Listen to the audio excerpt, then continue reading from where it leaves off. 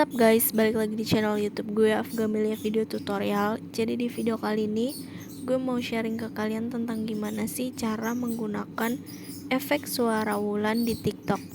So buat kalian yang mau tahu, tonton terus videonya sampai habis ya. Oke, pertama kita buka aplikasi TikTok.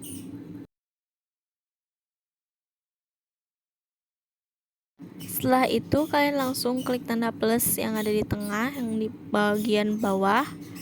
Kalian langsung rekam aja, rekam seperti biasa aja dulu ya guys.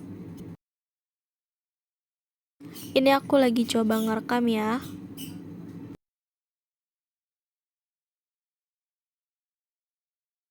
Setelah selesai merekam, kalian klik centang.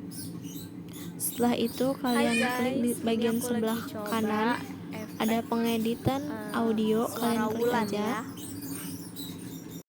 Oke, setelah kalian klik langsung muncul bacaan Wulan, kalian langsung klik aja.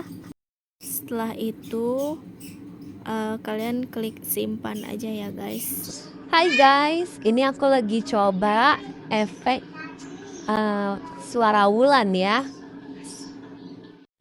Oke deh, setelah ini kalian bisa langsung posting.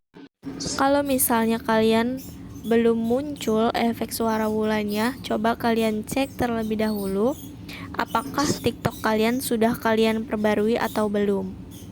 Oke guys, segitu aja buat tutorial kali ini. Semoga videonya bermanfaat.